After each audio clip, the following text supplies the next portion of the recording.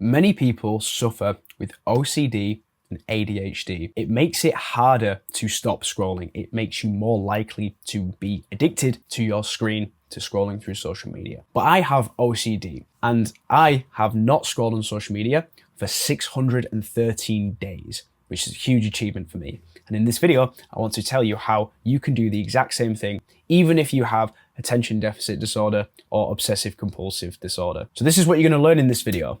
Why having OCD and ADHD actually makes it harder to not scroll, and how to avoid scrolling when you have multiple interests and get obsessive over certain topics. I personally have OCD, and it means that I get super fucking obsessed with things. I get really into something, right? If I learn something new, and I'm not interested in it, I'll become an expert at that thing. And those things for me right now are self-improvement, okay? That is kind of a good aspect of having OCD, right? You're probably the same.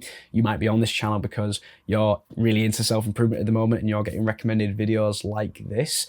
Another thing for me is planes. I really like aviation. You might be able to relate to some of those things, you know, with having OCD, you get obsessed over like these very specific things, not just like video games in general, but like Souls games, okay? You get very obsessed over a certain thing. So when you have this level of obsession, it makes it harder for you not to scroll because your scrolling experience is really engaging because the algorithm picks up on those obsessions that you have and it doubles down on it. So if I go onto my old YouTube account and I go through the YouTube Shorts section on that, I would see lots of plane videos, lots of random clips from Dark Souls. I would see a bunch of Neil deGrasse Tyson podcast sound bites with animations and AI generated solar images and stuff like that of space and things, right?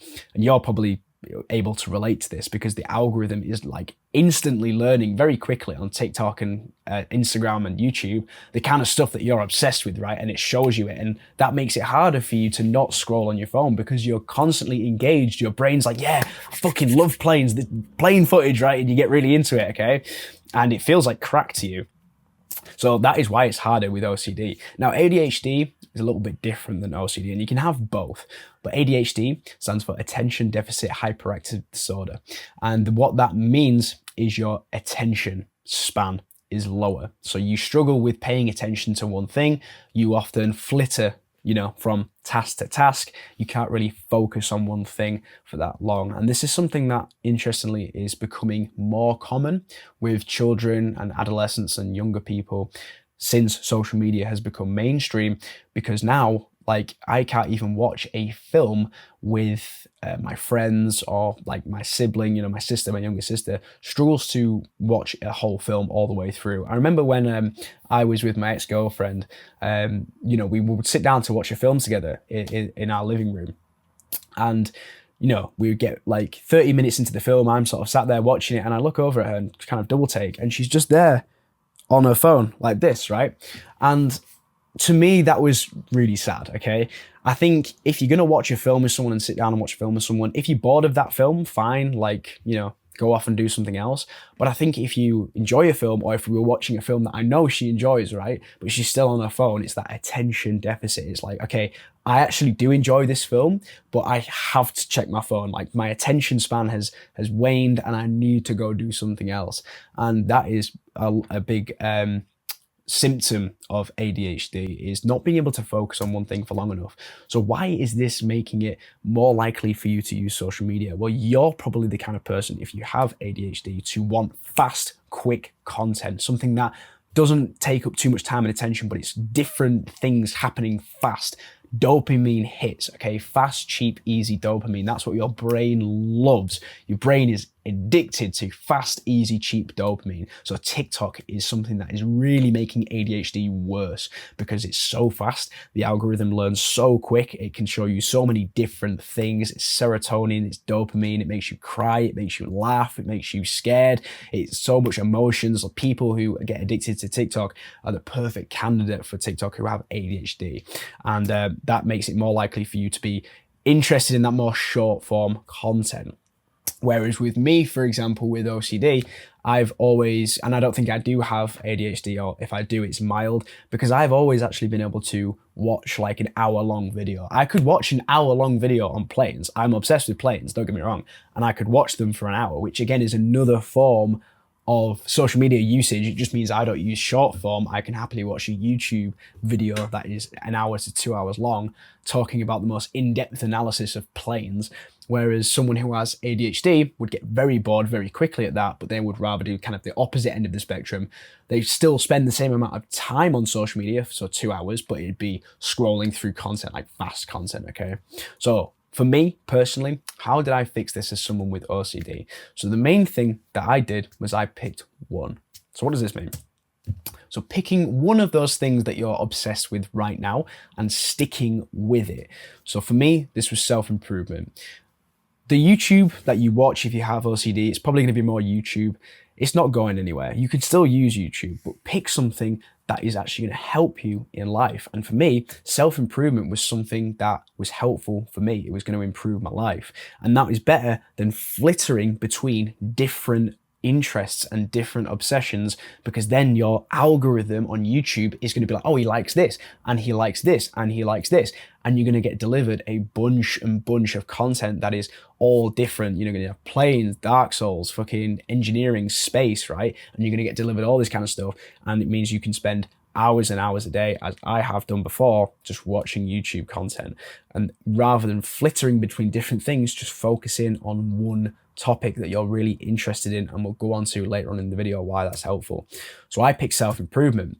Now, what does this mean? It means when I'm spending my time on YouTube consuming content, it's related to self-improvement.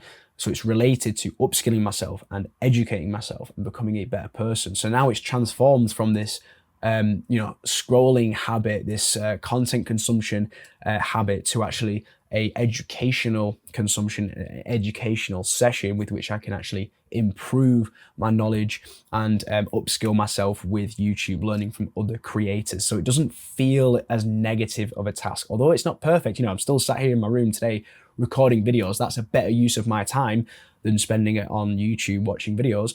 But when I do go on YouTube now, I do occasionally see self-improvement videos that are helpful to me. And the way I did that was I created a new Google account. And in doing so, you get to have a fresh algorithm that doesn't know anything about you, and you can optimize it to just that one thing that you've picked. So for you, for example, it could be boxing. Maybe you're really into boxing right now. You're obsessive, so you've got obsessed with boxing, obsessed with gym. You just love fitness, you love boxing, all that kind of shit.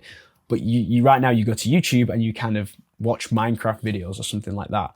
Maybe create a new YouTube account and just follow or subscribe to people who talk about boxing and the form and the correct kind of tactics and the way you have to position your feet and the best, fucking whatever. I don't know. I don't do boxing, but you could like follow people like that. And then that YouTube account is going to be full of stuff to do with boxing, so that when you're actually doing your boxing and then you come home to go on YouTube and chill, whilst you're eating some food or whatever, you can watch boxing videos that will help you. Do you see what I mean with this? This is what I did. And that is what has been helpful for me as someone with OCD. Now, I'll show you the screenshots of this. So this is what my YouTube used to look like. Okay, planes, Dark Souls, Balatro, Hamza's on there, ATC calls, right? This is how nerdy I am with planes. I watch like the ATC, which is air traffic control kind of videos on this, right? And that's the point I got to. And then this is my new YouTube account, which I've had now for 2 years, because I run this YouTube channel off of this account. You see, you've got mainly just self-improvement shit on there, right? You've got Ed Lawrence, he talks about how to become a better YouTuber. You've got Hamza, you've got some self-improvement YouTubers at the bottom there who I actually don't know. I know who Maxwell is. And then I've got actually some Alex O'Connor stuff there, which isn't actually quite in line with self-improvement really. So what I would do in that case is press those 3 dots there and then press like don't recommend channel, because you want to be super strict with this algorithm, this new algorithm, to be just on that one thing that you're interested in rather than lots of different things, if that makes sense. Now, ADHD.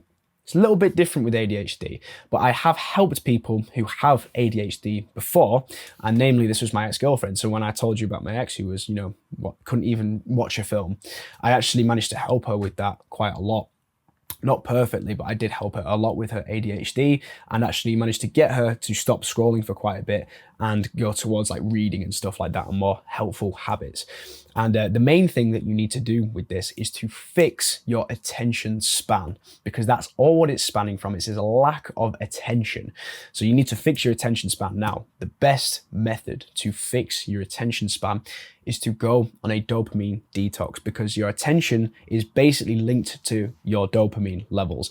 And when you're constantly spiking your dopamine, like the level of dopamine in your brain is being spiked throughout the day a lot, your brain becomes hooked on that dopamine like crack.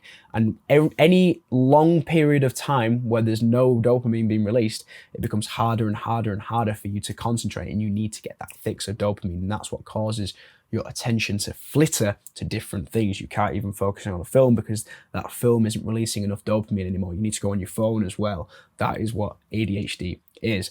And there is a way to fix this. You need to go on a dopamine detox.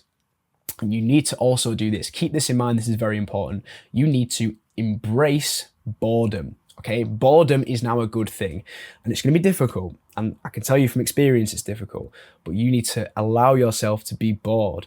And what this means is you're training your brain to go for extended periods of time without dopamine. And what does this do? This restores your dopamine levels back to baseline. So your baseline is the normal amount of dopamine that you would have been releasing as a normal person.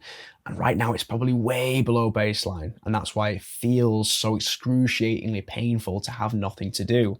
But the more times that you can be bored, you're slowly going to recover your dopamine levels. So again, the longer you can be bored, the better your attention span is going to become. So what would I recommend to do? I would recommend to do the following. Read books. Go for walks without music. This was very, very helpful for me personally, going for a walk, but not taking my headphones with me and just allowing my thoughts to bubble up naturally and not having input into my ears, into my brain, just allowing it to be kind of no input into my brain and just allowing my brain to naturally come up with its own thoughts. Meditation, script YouTube videos, okay? Having the YouTube channel has been super helpful for me to have those periods of boredom. Today, I've just been scripting all day. I've just been writing notes, steps, all this kind of stuff that I show in the videos, right? I've been writing stuff like that. I've been scripting these presentations, okay? Thinking, using my brain to work. That is a great way to focus your attention in. Listen to a podcast, read blogs and wikis.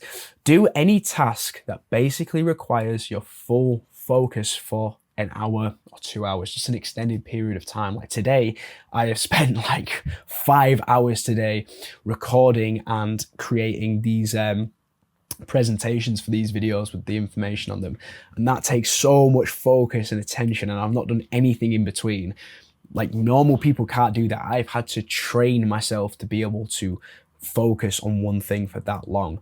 And maybe it helps because I don't think I actually do have ADHD, but if you do, then doing these tasks that require your focus for a long period of time will 100,000% help in you restoring your attention span and ultimately not having to rely on social media throughout the day.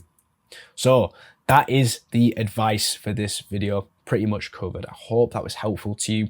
If you do have OCD or ADHD, I feel your pain because social media is this great place that just feeds those deep internal desires of getting obsessive and autistic on one particular topic. Social media feeds it.